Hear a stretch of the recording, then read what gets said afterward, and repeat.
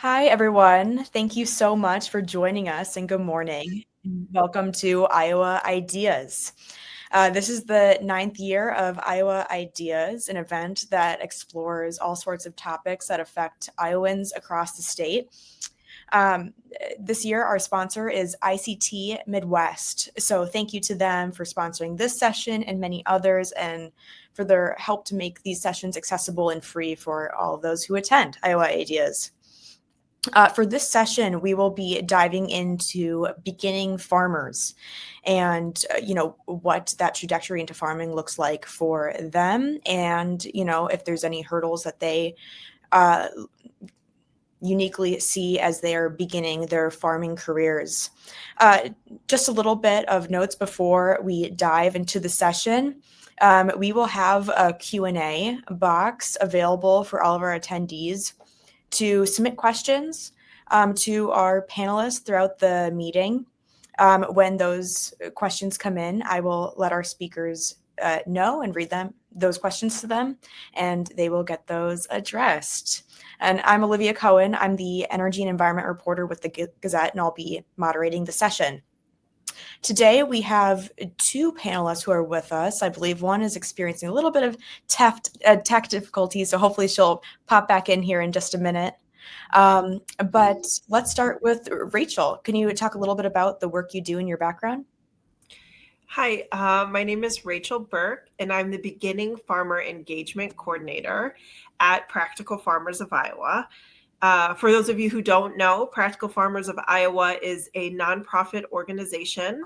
We are member-led, and we are farmer-led. Our mission is equipping farmers to build resilient farms and resilient communities. And at PFI, we believe that farmers are the experts on farming. The majority of what we do is giving farmers that platform to collaborate and share and learn from one another. And a big part of my job is doing that for beginning farmers. So I do things like help plan field days for beginning farmers, or annual conference sessions, or featuring beginning farmers in magazine articles. I also, as part of my job, am the first contact for beginning farmers at PFI. So often when a beginning farmer calls in or reaches out, I get to have a conversation about them and their farming goals and their farming dreams. And I help them find the right technical assistance and folks to talk to. So I'm often a resource finder for beginning farmers as they come in too. Perfect. Thank you so much, Rachel. And to Christiana, can you talk a little bit about your background and what's brought you to this panel today?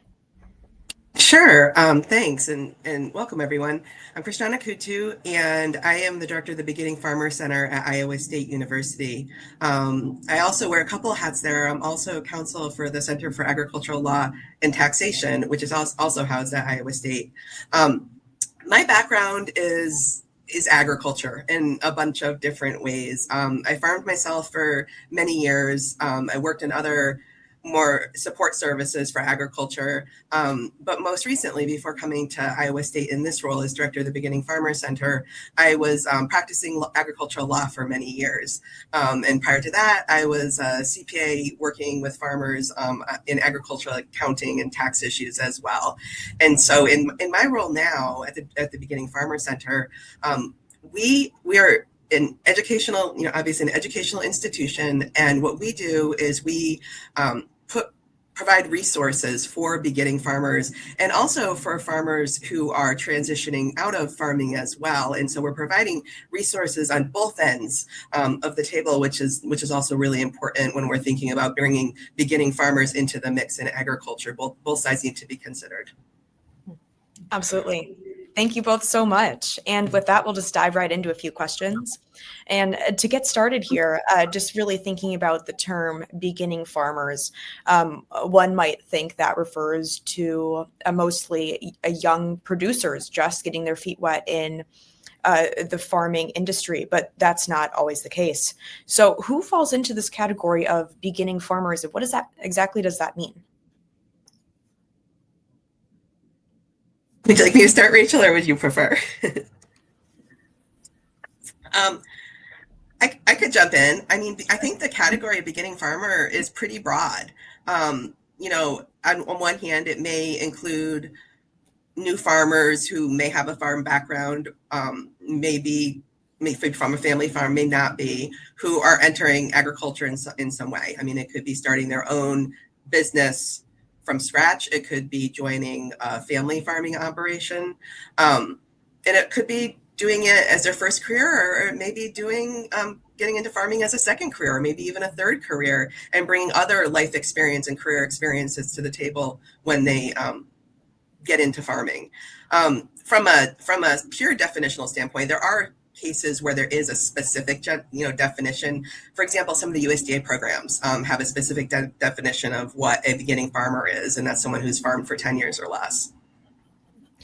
At PFI, we describe the beginning farmer as 10 years or less of you being the chief decision maker on your farm. So you being sort of the head of that farm. So if you grew up in a farm family, you might feel like, well, I'm not a beginning farmer. I've been farming my whole life. But we would say that the benefit of being a beginning farmer extends to you once you start being that main decision maker, because that's a whole other hurdle than just getting your hands in the ground for the first time. It's being that business decision maker is a beginning farmer hurdle too. Absolutely. That's a good segue into my next question here is, what are some of these challenges that beginning farmers are facing in Iowa, and how are they different from just other hurdles that other Iowa farmers have to that they see in their day-to-day? I can take this one first, because I think Christiana can go probably more into depth than I can about this. But I would say the number one hurdle that we see is land access. So either an aspiring farmer who has no history farming and no family land that they're working with, trying to get on the land can be really difficult. Land prices are high, and it's hard to find plots that are right for the kind of operation that you're trying to start, including housing too. On land. The other part of that is that most beginning farmers have jobs off of the farm. So they're working full time and need to be at a certain location so that they can maintain their job. So I would say the number one thing that I hear from farmers is land access. Another one would be business support. When it comes to starting up your business, everyone's so excited to, work outside and have their hands in the soil and crop plan, but most people sort of have that sort of hurdle of, oh, this is a business that I have to plan to. I have to, take step by step through building out my financials and my marketing and all of that stuff. So those are the two big ones we see. Yeah, and those are great points. And I think land access is probably, if I had to name the biggest barrier, is probably that in a couple of different ways. One, locating the right land or land at all that'll work for the operation that a beginning farmer is wanting to engage in. But even if it's, identifying land that's available, the prices are just really, really high. Iowa has, some of the best farmland in the country. But Iowa also has some of the most expensive farmland in the country, and that can be a barrier for new farmers. And even if they're considering leasing, which in a lot of cases can be the best option, sometimes that can even be difficult to find land that's available. If I can add on to that too, Practical Farmers of Iowa is hosting an event. It's on November 22nd. It's called the Beginning Farmer Retreat, and the whole retreat will be focusing on land access. So if you're a beginning farmer listening, come join us. It'll be at Pilgrim Heights in Montour, Iowa, and you can register on the PFI site. A selfish little plug there.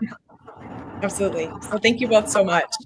And knowing some of these hurdles that beginning farmers face, whether it's access to land, trying to find the land that would work best for them and their farming goals, and also the price of land. What are some of the ways that beginning farmers can get around these hurdles? Yeah, I mean, I think when considering the land access issue, I think in a really general sense, being flexible in your approach to finding land, being open to different arrangements, and also just engaging and making connections in as many different ways as you can. When looking for land, on the ground, personal conversations are obviously always, probably the ideal way. But we also have other tools available. I think we might talk about them later, but through the Beginning Farmer Center, we have something called AgLink, which is an online platform that folks who are looking for farmland can join, and folks that may have land, if they're transitioning out of their business or thinking about doing so, can join as well. And then hopefully a connection can be made there, where then they can start talking to each other and exploring whether there could be potential synergies or opportunities.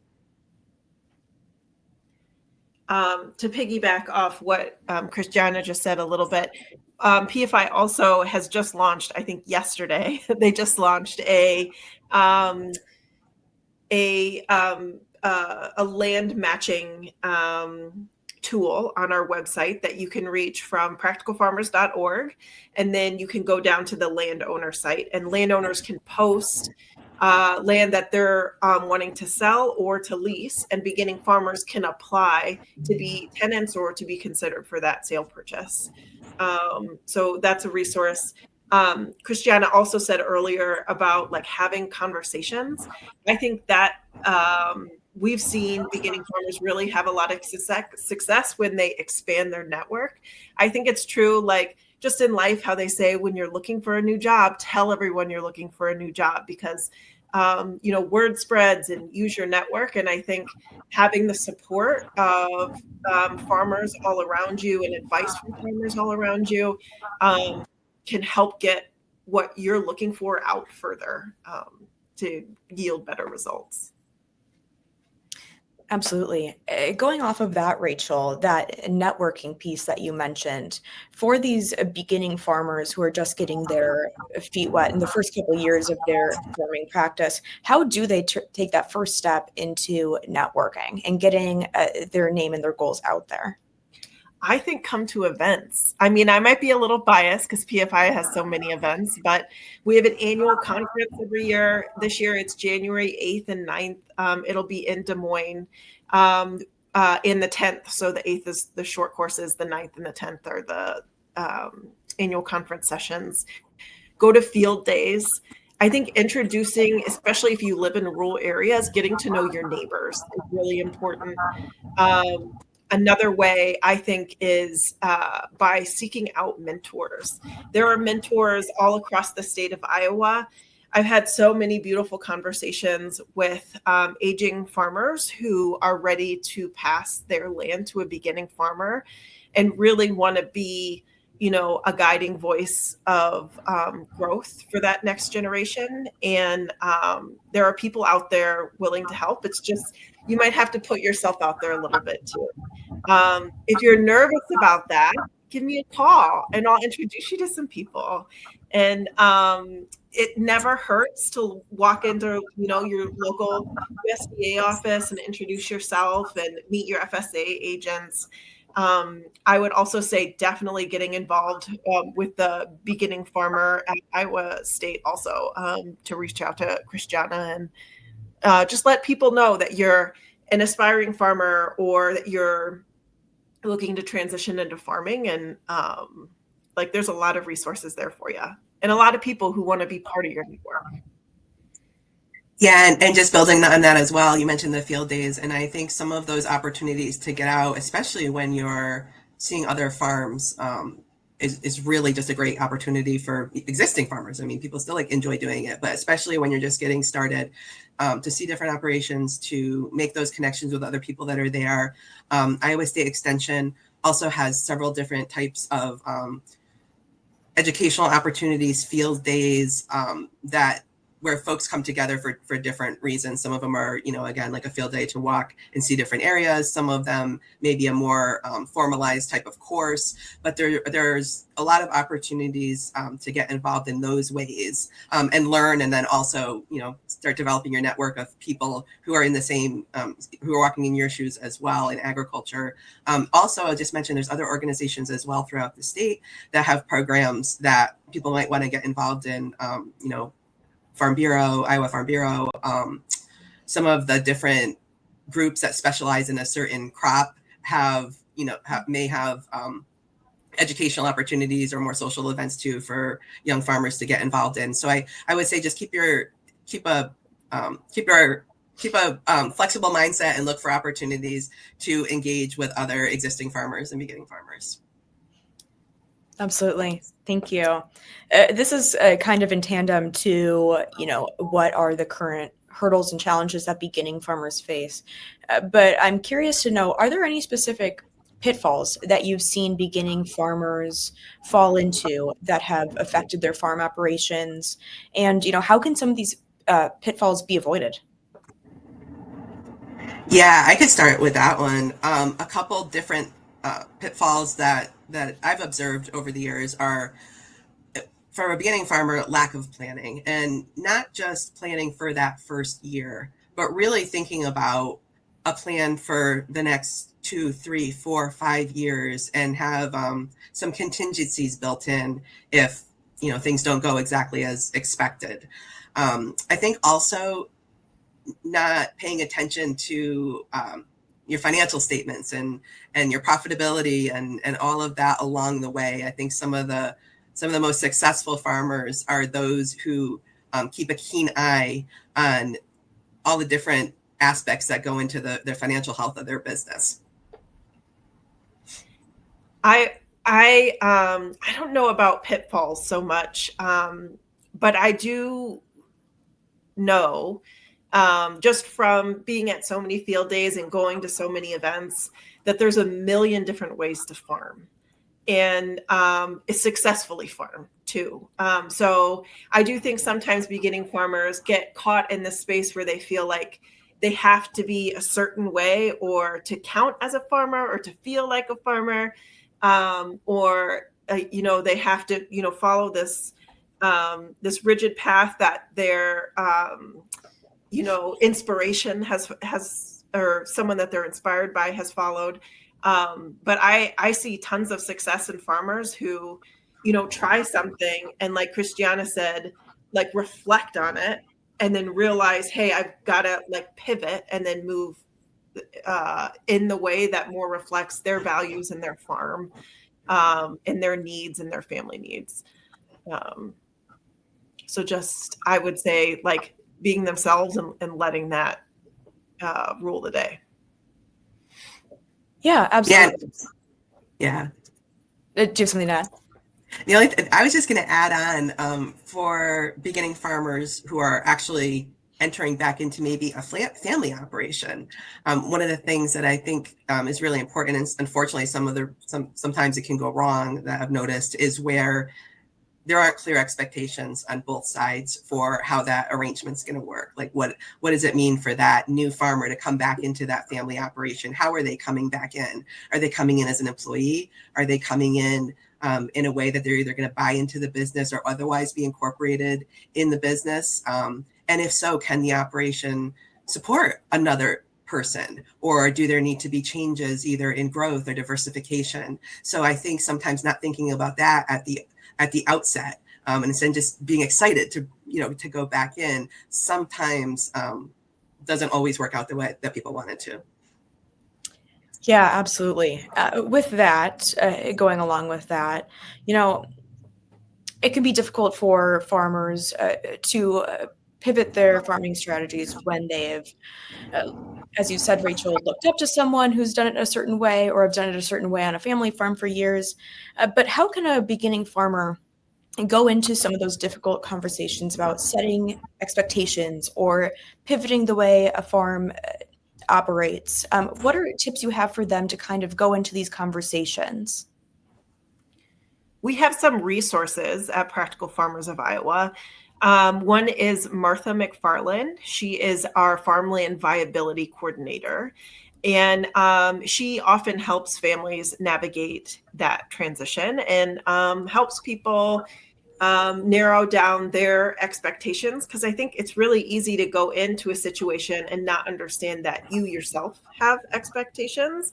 You sort of just assume that everyone already, knows everything and it's just going to go exactly, the way that you hope it goes.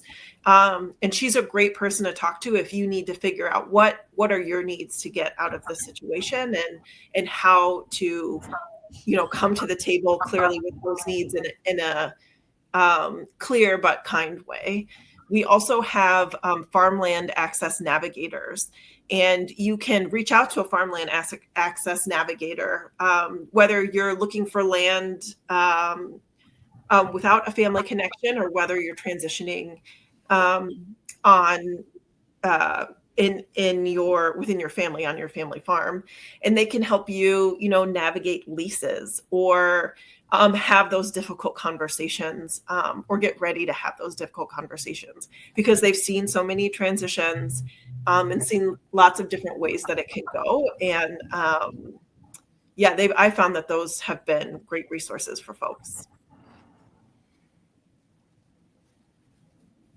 Do you have anything to add to that, Christiana? No, I think that was a good explanation. Sounds good. Thank you.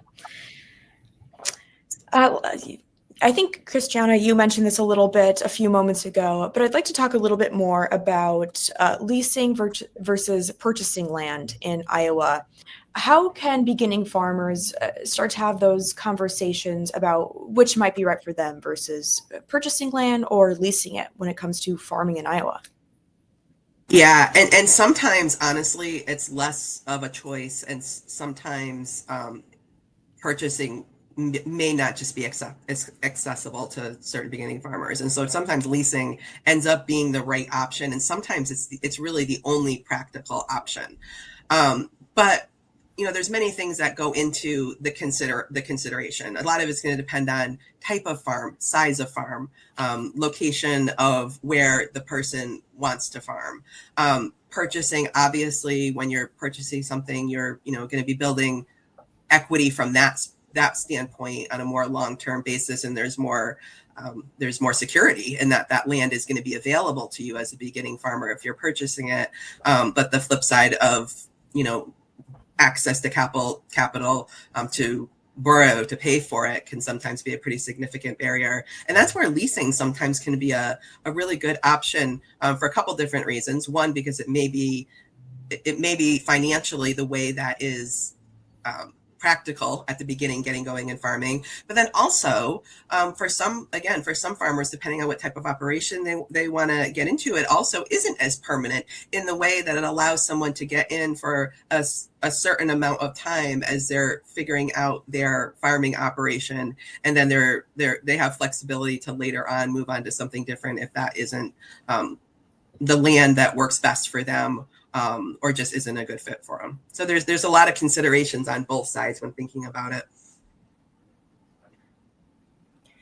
I think Christiana is definitely the one to speak to this. I don't work so much in that land transition sphere, but I will say that I've heard stories from farmers about a couple times now where they were surprised that they had always thought, like, I need to purchase land in order to build up my farm. But then after running the numbers about building infrastructure on leased land, they found that even leased property, and say you're building a wash pack shed or whatever infrastructure that you're putting on that leased property, can sometimes be the right financial move versus purchasing, depending on the situation. So I think that's it sounds like it's a hard call to make. Consult your resources if you're going back and forth between the two. Yeah, and I guess I'll add to that too. I mean, with a lease, there's so many different ways leases can be structured. It's not necessarily one size fits all, and at the end of the day, it ends up being an agreement between the landowner and the person who's leasing the land. So I would say, when considering leasing, just become knowledgeable about all the different options there are to structure a lease, and make sure that those terms are something that work for you and your operation, from lease term to other ways that other responsibilities that are within the lease as well. Absolutely. Going off of what you mentioned, Rachel, about those resources that are out there and that beginning farmers should look to them. What are some more of these educational resources that are available for Iowa beginning farmers? I know you mentioned PFI and resources at Iowa State University as well, but what else is out there for farmers to use that are maybe underutilized?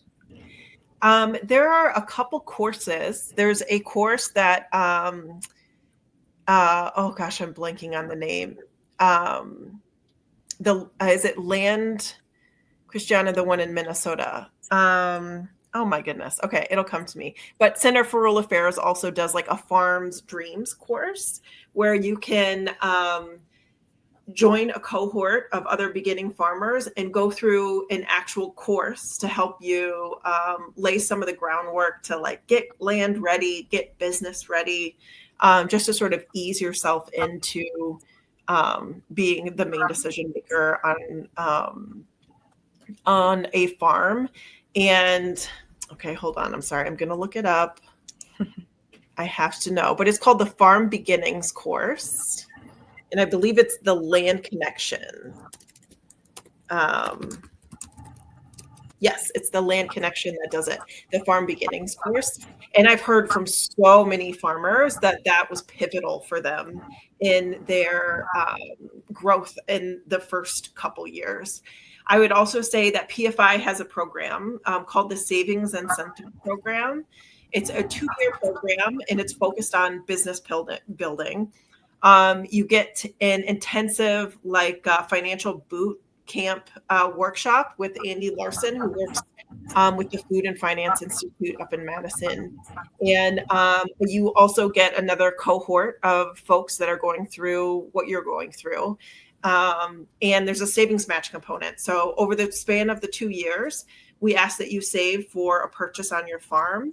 And PFI will match those funds, the savings funds, up to $2,400. So if you save $2,400, PFI will contribute $2,400 and you walk away with $48.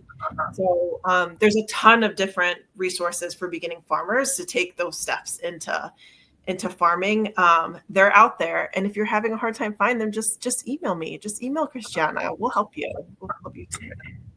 Yeah, and I mean, and we're talking about resources specifically for beginning farmers, and that's important for those resources that are tailored just for beginning farmers, but also just a lot of the resources that are for farmers in general, I mean, are going to apply to beginning farmers as well. So I'm thinking specifically of Iowa State Extension resources that are available, and they're available in so many different topics. I mean, it could be considering record keeping and, financial statements and that type of thing, or there's resources about specific production methods, for livestock and crops, and really, getting educated on each of those different areas.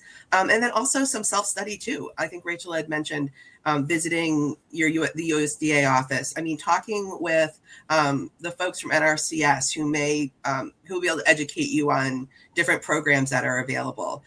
Talking to Farm Service Agency within USDA who can educate on certain loan opportunities that may be available. So really doing a lot of self-study in that way. And it's not always just programs that are tagged beginning farmer. It's a lot of the general farming, resources that are out there as well that really provide a great opportunity for learning.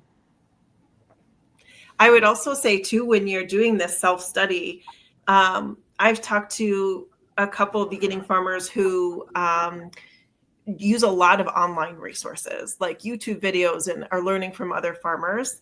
And I think that's great. And PFI has a huge collection of webinars on our PFI YouTube channel that are great online resources. We also have like magazine articles about new and novel practices, and we have blogs about them. But part of the great thing about going in person and working with organizations or universities that are in your state is that you're getting the regional expertise, because sometimes if you're learning online from someone in North Carolina about how to grow something, they're in a different climate and it can be hard to resolve that. So I think keeping your education local can help a lot when you're especially when you're learning how to farm in Iowa. Absolutely. When beginning farmers are going into the business, not only is it working in their fields and growing crops, but it's also balancing the business side of this that perhaps might be less fun than actually getting out into the fields and working. Can you both talk a little bit about how beginning farmers can balance the two of those things, between the need to be out in their fields, growing their crops, harvesting, and also balancing that business side, perhaps behind a computer? How can they balance that? Yeah, I think it starts with a little bit of self-reflection and self-assessment, because everybody's going to be different. I mean, I think the thing that beginning farmers need to always keep in the forefront of their mind is the business side of things is so important. I mean, it's not, even if you don't like it, it doesn't mean that it's not important. And so for some people, I mean, it's gonna look different for different people, right? Maybe it makes sense to build into the budgeting practice, their budget for some beginning farmers to hire out some of those services. I mean, bookkeeping services, payroll services if they have employees and things like that. And it may seem like an extravagant or an extra expense that's not worthwhile. However, if that's what allows those things to get done, so then the farmer can actually be able to have the numbers they need to evaluate what's going on, make sure they're in compliance with different requirements if they have employees and all of those things. It can be a worthwhile investment if that's not something that they're truly just not going to be able to do themselves. I don't know that I have much to contribute to that. I think Christiana really summed it up, but I also would just say that I just hear that it is a struggle. Like, I know that it is hard and it takes time to navigate and to learn that balance. Yeah, so patience with yourself as you navigate it. Yeah, I mean, I always think of when I was back on my family farm many years ago now. I was in charge of doing the books, and it was a struggle. We had a dairy farm, and so I finished milking cows at 8 o'clock at night, and then go home and pay the bills at 10 o'clock at night. And even though I like doing that type of thing, it was always a struggle. And so I look back and sometimes say, what, we may have been better served to pay someone to help with some of those activities. So it's just going to depend on the situation. Absolutely. You both talked about this or touched on it some a little earlier in our panel, but I'm curious to learn a little bit more about mentorship opportunities for beginning farmers. Rachel, I know you talked about beginning farmers attending events and increasing their networking to meet other more experienced farmers who are ready to pass that baton. But how can a beginning farmer go about finding the right mentor for them? We have at PFI a program that we call the Labor for Learning program. And it's a chance for beginning farmers to get paid boots on the ground experience on an experienced farmer's farm.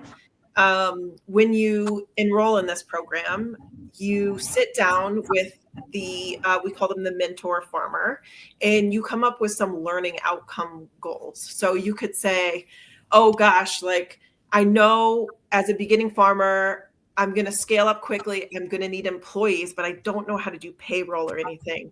One of my learning outcomes is trying to figure out how to tackle payroll.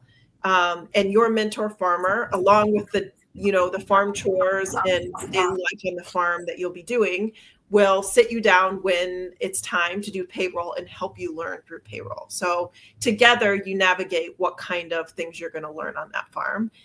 And I think that's a great way to, one, get experience on someone else's farm. Even if you grew up on a family farm, it's nice to see how other people approach their farm operations and their business. And then it also leaves you with a mentor. We've seen people continue that mentorship for years later. And we've seen even people who, end up taking on a lease from someone through that Labor for Learning program. So I think it's definitely a start or a great place to seek mentors. But Iowa, we're a friendly state, and people, farmers are, from my experience, very generous with their knowledge, and they will step up to the plate. So I would say be brave, even say, I'm looking for a mentor. Let people know you're looking for someone to help you through a transition, or help you learn some specific things. And I think you'll find someone quicker than you might imagine. Yeah, and I'll just add that I get a lot of calls and questions from beginning farmers looking for mentors. I think there is a strong desire to have more mentorship opportunities, whether it's on a more formal basis or an informal basis. Sometimes I think there's more people looking for mentorships than there are mentors. And in that case, just like Rachel said, having those conversations, I think, can be helpful. And also sometimes simply working for another farmer, even if it's not in the formal definition of a mentorship, just working on a farm, with another farmer, the learning experiences, they're going to come along with that. A lot of those are very much like a mentorship opportunity as well, depending on the situation. Absolutely. Going off of that, you both have mentioned a lot of great tips for beginning farmers, how to learn the business more, and also resources that are available through Iowa Extension Services or different organizations for beginning farmers to use. But I'm curious, what gaps still exist in beginning farmers training and support? Does anything specific come to mind that's still missing? I mean, I think we could use more mentorship opportunities. So more mentors that are available in different areas to be willing to mentor that next generation. And it's not that there's not that people aren't willing to. It's just there aren't as many formal programs where it's easy to fill that need, I think, to the extent that it's there. I'm not sure exactly about gaps, but I would say that if you're a beginning farmer out there and you have isolated a gap, that is something that Practical Farmers of Iowa wants to hear from you about, what kinds of needs that you have and how we can better serve them. We are farmer led, so all of our programming comes out of ideas from farmers. So your feedback on the kinds of, like, the gaps in education or gaps in financing or whatever that you're locating, that's all like really valuable information to us.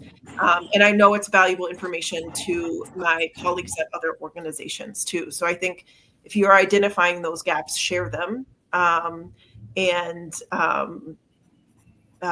we want to know. I agree. Absolutely.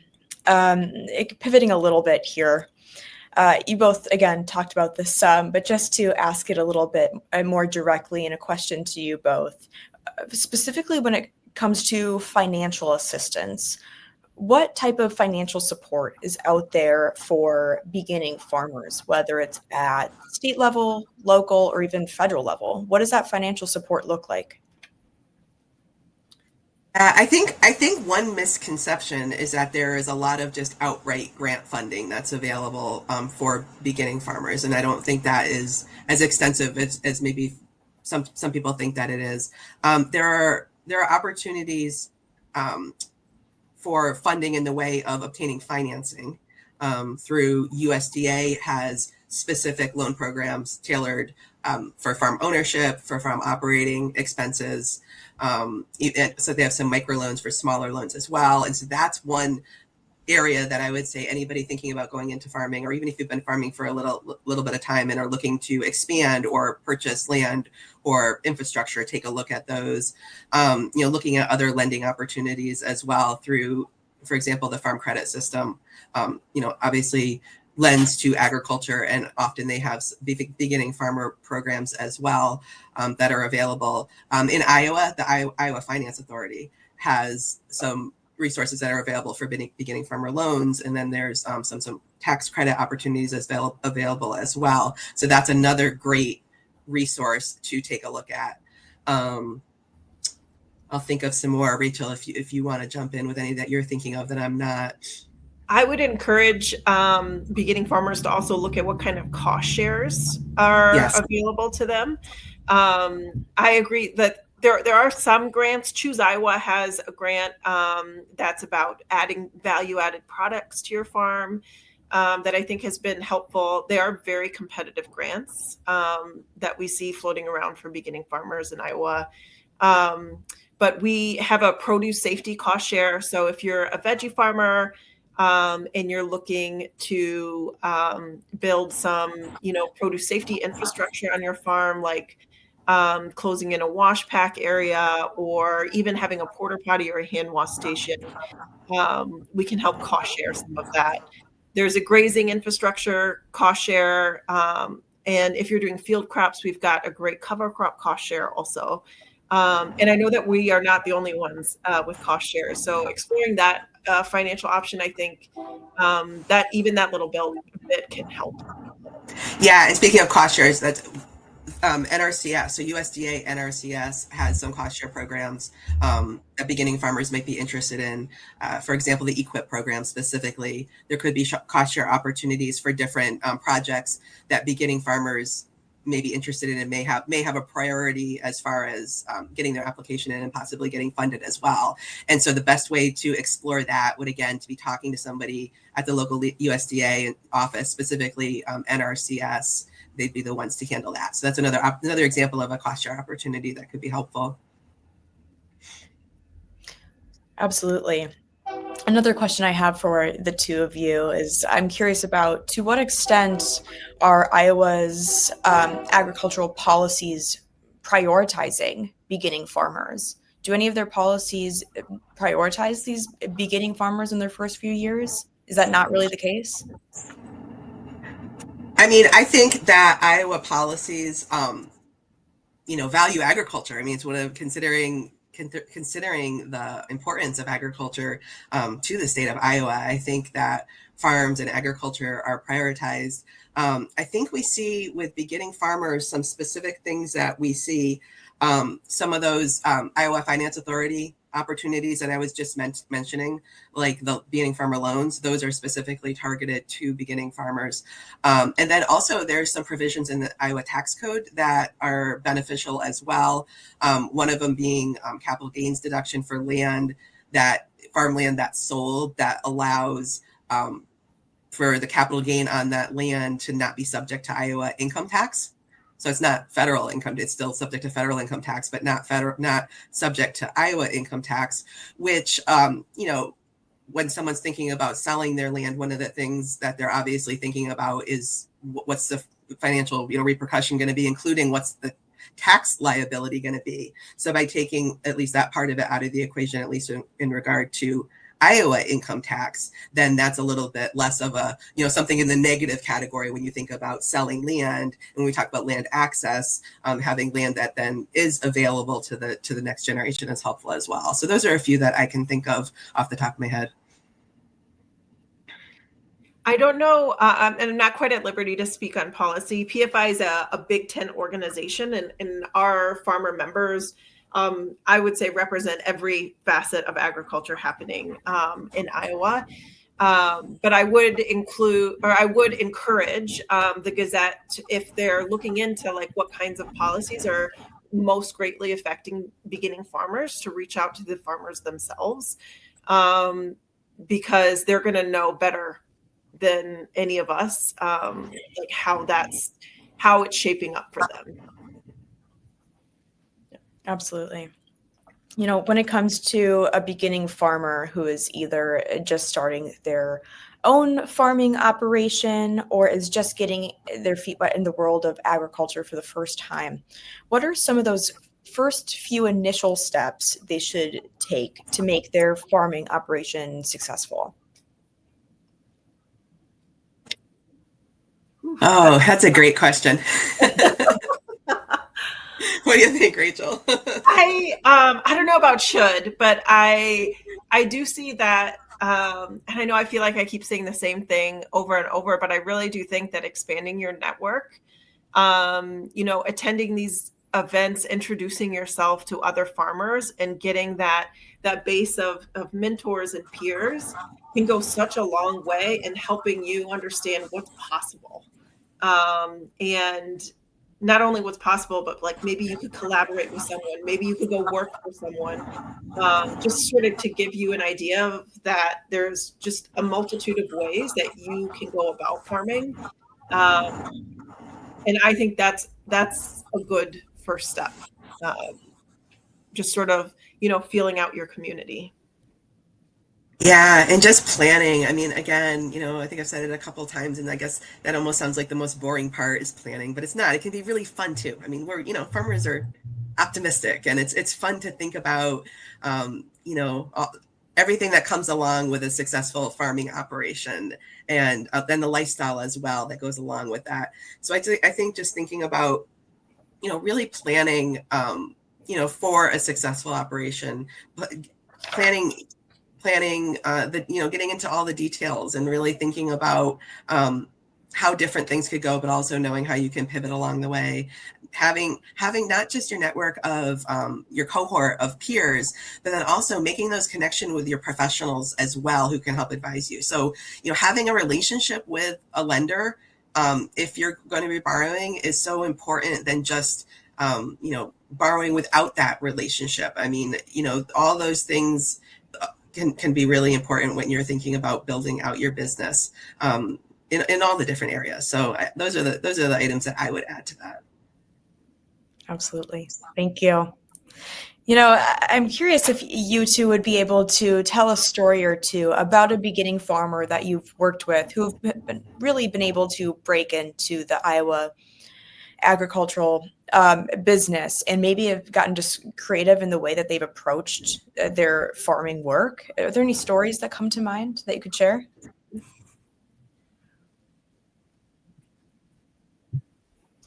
I am in touch with a farmer in the Iowa City area.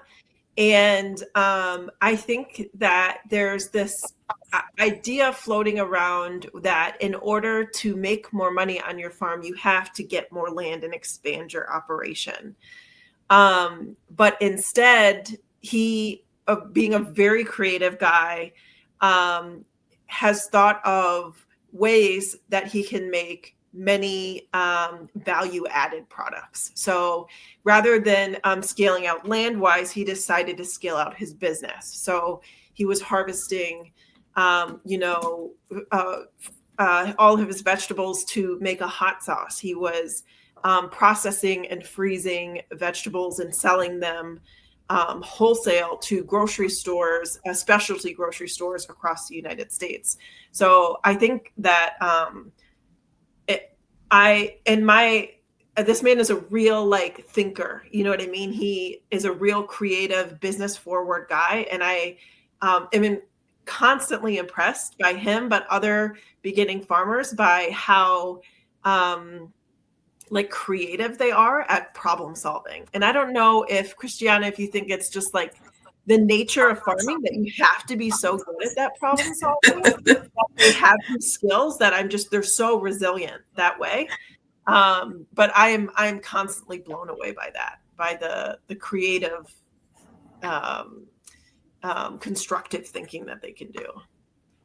Yeah, I think that those are great points, and I think it's really true. And I think problem solving does, if the skill isn't there already, you get it pretty quick because there's a lot of problems that come up, from little things, unexpected things that happen on a daily basis. You're dealing with nature. If you're dealing with livestock, you're dealing with live animals, and a lot of unexpected things can happen in a lot of different ways. And so I think the problem solving and the resilience is absolutely true. And I think the optimism, again, I mean, farmers, you have to be optimistic. I mean, without it, I don't know that I don't know that we'd want to farm, because you're always thinking about that next year and what amazing things that can happen.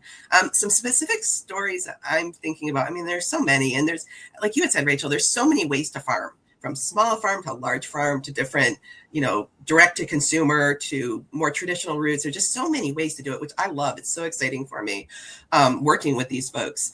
I'm thinking of one in particular that was from a background of more commodity crops, but then was thinking about how they could work into the farming operation and had a specific amount of land that they might be able to utilize that was originally family land, and then work towards purchasing it, but not on as large of a scale. And they were looking at very specialty crops and doing it in a completely different way, and in a way that they could market direct to consumer, even have some on-farm experiences. The specific one I'm thinking of, they actually ended up doing cut flowers, which is interesting because I also have a cut flower farm as well. But they were using that, which was a completely different approach than had been used in their area and within their traditional family operation, but it allowed them to have their niche and also be able to still share some resources with the family operation when you're thinking of equipment that can be used and other resources as well. And so just that synergy and seeing it approached from a completely unique perspective, and creating a successful operation out of it is really exciting for me to see happening. Absolutely.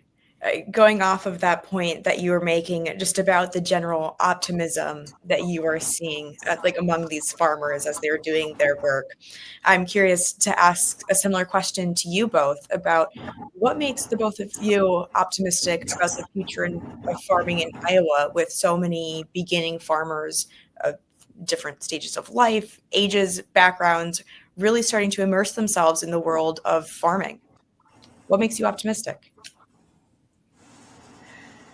I mean, for me, the optimism comes from just hearing that people want to engage in this, and that, all different ages of folks want to get involved in agriculture. And part of it comes from my background, in that there was a time when people weren't always so excited about farming. There was a lot of concerns, and there was usually a lot of negative thoughts about it. And honestly, even sometimes parents not encouraging the next generation to go into farming because, it can be tough, and not wanting them to have those tough experiences. So for me to see that, what feels like it's kind of turning around, and that people are just excited about it, that drives me. And also, we have some statistics that show that we actually do have an increase in beginning farmers in the last several years. And so it feels like that on the ground, anecdotally, but then to see it actually in numbers as well. My hope is that that continues to increase, because that's obviously my passion area. And when I see young folks wanting to do that as well, which also means that then their families are going to grow up understanding agriculture, and potentially, even if they don't want to get involved directly, understanding it and being able to bring that into their lives as well. So that's what excites me. I feel like I always brag like I have the best job at PFI because I get to hear all the beginning farmer stories. Like I get to be the first one to hear all that. And I would say the thing that leaves me most optimistic is sort of going back to that last question of how actually resilient these beginning farmers are, how creative they are, how quickly they seem to solve very complex problems, how they show up for each other. I think that the beginning farmer community, when it comes to, I think it's really easy to take this negative standpoint, these days. And I just feel like I feel like they will figure it out. They're figuring it out. And I always just am constantly left with feeling surprised and feeling good, feeling good about where they're steering the ship. Absolutely. Well, thank you both so much. Just looking at the clock here, we have about 5 minutes left, but I do want to open it up to the both of you about any final thoughts about, beginning farmers kind of getting their feet wet in this industry in Iowa, or any other tips you may have, or any other points we didn't bring up. Does anything else come to mind that you'd like to add to this? I just want to plug that our savings incentive program that's aimed at beginning farmers is open and it closes October 22nd. So please get your applications in if you're interested. And you can apply at practicalfarmers.org. Also, join us for the Beginning Farmer Retreat. I know I already said that, but that's November 22nd in Montour, Iowa. My tip would be, and this is targeting it towards somebody who maybe thinks they want to get involved in farming, but aren't even sure what they want to do yet, or it's just a thought and they have a little bit of excitement about it. If you do nothing else, pick something to go to this year, whether it's a conference or an educational opportunity that's in one of the areas of something you're thinking about doing. If you're interested in cattle, then pick something on that. If you're interested in vegetable production, do that. Cut flowers, do that. And just go there. Just show up and see what you learn. Meet the other people who are there and see how that starts potentially influencing the plans that you may start developing for your own farm. Absolutely. Well, thank you both so much. We appreciate your time this morning, now afternoon. And before we let you go, I just want to say thank you again to our attendees who have tuned into this session and will hopefully be attending other Iowa Ideas sessions as well throughout the rest of today and tomorrow as well. This was just the start of the next 2 days of sessions that we'll have that will range on all sorts of topics that are about issues that are facing Iowans across the state or relate to the state of Iowa. So please tune into some of those other sessions as well. Thank you again to our presenting sponsor, ITC Midwest. With their sponsorship and their support, we're able to keep our Iowa Ideas sessions free for all to attend and register for. So thank you to ICT Midwest. And once again, thank you so much to Rachel and Christiana for your time this afternoon. We appreciate it. Thank you. Thank you, Olivia. Thank you. Have a good rest of your day.